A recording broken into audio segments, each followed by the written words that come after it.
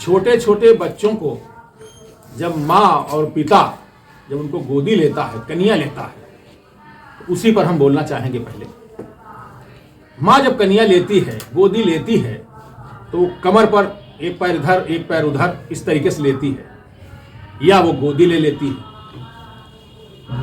तो उसका मतलब होता है माँ ये बता रही है अपने बच्चे को कि बेटा देख लो, जहां तक हमारी नजर जा रही है वहां तुम भी अपनी नजर गड़ा के देख लो। वो दिखाना चाहती है। और जब बच्चा को पिता जब लेता है गोदी, तो अक्सर देखा गया है वो कंधे पर बैठालता है, गोदी भी लेता है, कंधे पर बैठालता है जब लाड़ प्यार में होता है। हालांकि पिता का रोल बड़ा कठोर होता है, लेकिन अपनी औलाद को बाप बहुत ज्यादा मानता है। माँ तो उसके तो ममता है ही। तो जब पिता गोदी लेता है, कंधे पर बैठालता है, तो वो उसका मतलब यही है कि पिता बता रहा है अपने बच्चे को, बेटा हमसे ज्यादा दूरी को आप देखिए। उसका मतलब यह है कि जितनी नजर हमारी जा रही है उससे दूनी नजर आपकी जानी चाहिए। और देखो, इसी पर एक कार्यक्रम है, माय फादर, मेरे पिता।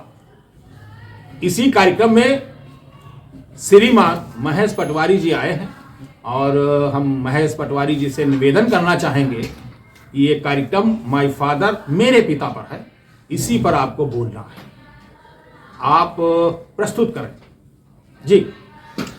धन्यवाद राजेंद्र जी, आपका बहुत बहुत धन्यवाद जो आपने इतने उपेक्षित और महत्वपूर्ण विषय पर मुझे याद किया और आमंत्रित किया जी। मैं बताना चाहूँगा कि भारत के कल्चर में जी माता और पिता दोनों का स्थान वैसे तो बहुत ऊंचा है, लेकिन किन्हीं कारणों से पिता की भूमिका उपेक्षित हो जाती है और माता की भूमिका शुरू से लेके आगे तक आगे आती है। क्योंकि पिता सुबह घर से निकलता है, देर रात लौटता है, तब तक बच्चे सो गए, उठ नहीं पाए। माता दिन भर बच्चों के संपर्क में रहती है जी। तो माता से बच्चों का जुड़ाव ज़्यादा होता है। जबकि पिता बाहर झेलता है सब कुछ, परिवार के पालन पोषण के लिए सर्दी गर्मी बरसात झेलता है। पिता की भूमिका कहीं से कम नहीं है, बल्कि सर्वोपरि है, लेकिन समाज में उसका मूल्यांकन बहुत कम हुआ है। आपने इस विषय पर विचार किया, मेरी शुभकामनाएं हैं। और वैसे तो समाज में माता पिता दोनों का स्थान ऊंचा है। इसके लिए मैं आपको अपने धर्म ग्रंथों की ओर मोड़ना चाहूँगा। भारतीय संस्कृति में भगवान शिव जी और माता पार्वती जी का स्थान सर्वोपरि है। बिल्कुल है। एक बार उन्होंने अपने दोनों पुत्रों से कहा कि पूरी पृथ्वी, दोनों पुत्रों में बहस चढ़ी कौन बड़ा है। अच्छा। तो शिव जी ने कहा कि भाई जो पृथ्वी की परिक्रमा करके सबसे पहले आएगा वो बड़ा कहा जाएगा। बिल्कुल सही। तो उनके बड़े पुत्र कार्तिकेय जी अपने मूषक वाहन पर सवार हो गए, पृथ्वी की परिक्रमा करने चल दिए। हाँ। छोटे पुत्र गणेश जी बैठे रहे आराम से, थोड़ी देर बाद उठे, अपने माता पिता के साथ परिक्रमा की और बैठ गए। उसके बाद जब कार्तिकेय जी आए तो फैसला हुआ कि भाई गणेश जी जीत गए। विवाद हुआ, जो भी कुछ, वो अलग चीज है। उसके बाद से शिव जी के आशीर्वाद से माता पिता को आदर देने वाले गणेश जी भारत में और संपूर्ण विश्व में हिंदुओं में प्रथम पूज्य हो गए। बिल्कुल। क्योंकि उन्होंने माता पिता का सम्मान किया। हाँ बिल्कुल। ये तो हुई अध्यात्म और धर्म की बात जी। अब अगर इतिहास में आते हैं तो आज 29 दिसंबर है जी। और सिखों के महान गुरु गुरु गोविंद सिंह जी की जयंती की आज छुट्टी है। बिल्कुल। हाँ है। मेरी समझ में सिखों गुरु गोविंद सिंह जी ऐसे देशभक्त हैं जिनके माता पिता भी परम देशभक्त थे और उनके पुत्र भी परम देशभक्त थे। बिल्कुल जी। तो मैं आपके चैनल के माध्यम से कहना चाहूँगा कि गुरु गोविंद सिंह और उनके परिवार जैसा परिवार पूरे देश में पैदा हो। बिल्कुल, मेरा यही कहना है। इसके बाद अब अगर वर्तमान में आए तो वर्तमान में तो मोबाइल कल्चर चालू है, माता पिता का सम्मान काफ़ी कम हो गया है। उसी के परिणाम स्वरूप मैं आपको कुछ पीछे ले चलूँगा। सन 2014 की बात है। मैं और मेरे मित्र मुकेश राठी और 5-6 साथी लोग, हम लोग मुक्तिधाम में पौधरोपण कर रहे थे, बेल के पौधे लगा रहे थे। तब हम लोग को ये जानकारी हुई कि वहाँ एक कमरे में लगभग 1000-2000 अस्थियां लावारिस पड़ी हुई हैं। मतलब जो जैसे आदमी की मृत्यु हुई, हाँ, उसका अंतिम संस्कार किया, हाँ, और वो हंडिया में उनकी फूल बीन करके रख दिए गए। 1000-2000 से ज्यादा ही थी। अच्छा। तो फूल बीन के रख दिए गए। उसके बाद लोग अपने काम में लग गए। उन फूलों को गंगा जी में सिराया नहीं गया। अरे मतलब इतना समय नहीं है अपने माँ बाप के मतलब मरने के बाद जो अंतिम कार्य है मैं यही कहना चाहता हूँ कि लोगों ने अंतिम संस्कार तो कर दिया, क्योंकि मजबूरी थी, डेड बॉडी आप घर में नहीं रख सकते, नहीं रख सकते जी। तीसरे दिन फूल चुन करके वहीं कमरे में रख दिया मुक्तिधाम में आपने। वो तो उसके बाद गंगा जी में विसर्जन करना उसको भूल गए। अरे तो हम लोगों के प्रयास से वर्ष 2014 में हमने जिक्र किया, स्वर्गीय आदरणीय पवन साहनी जी उस समय मुक्तिधाम के अध्यक्ष थे, उनसे बात हुई। गायत्री परिवार के जो प्रमुख परिवारजक हैं जिले के सत्यनारायण वर्मा जी, उनसे बात हुई।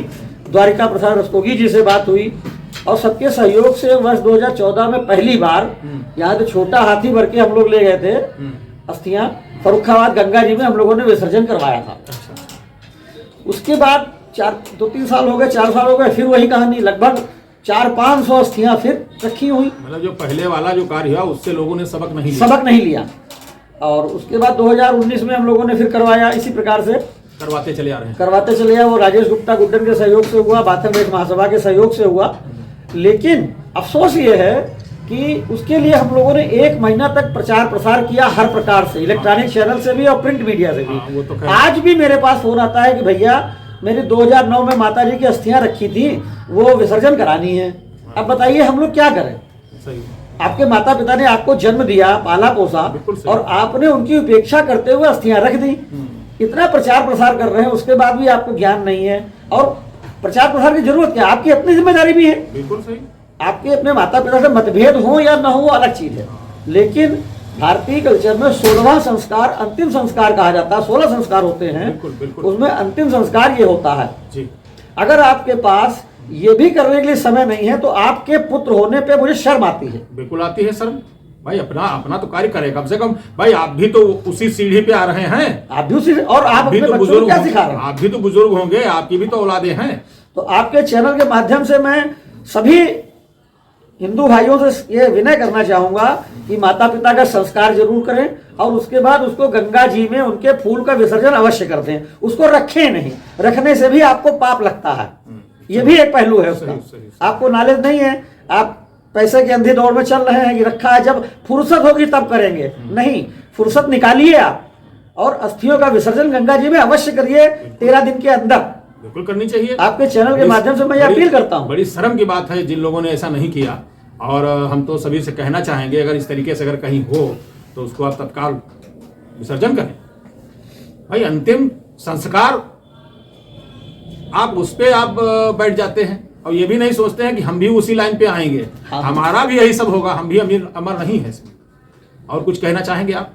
और तो बस यही कहना चाहेंगे कि भाई माता पिता से मतभेद दुनिया में हर जगह है, हर जगह मतभेद भी रखिए, सब कुछ रखिए, लेकिन उनका उचित सम्मान यदि हो सके तो अवश्य करिए। बिल्कुल। नहीं हो सकता है तो उनका अपमान मत करिए। बिल्कुल बिल्कुल अपमान मत करिए, उनकी सेवा सत्कार करिए। हो सकता है आपकी सेवा सत्कार, ऊपर वाला तो हर चीज देखता है, हर चीज काउंटिंग करता है, वही तो अकाउंटिंग करता है। नीचे आपने क्या किया, किसके साथ क्या किया, कितना सम्मान दिया, वो तो, लेकिन ये जो काउंटिंग है माता पिता वाली, वो तो पूरी वगैरह रहती है। एक आखिरी बात कहना चाहूंगा जी, कि पुराने जमाने में गांव देहात में एक कल्चर था दरवाजे नीम छाने का, हाँ और नीम को पिता तुल्य माना जाता था। बिल्कुल।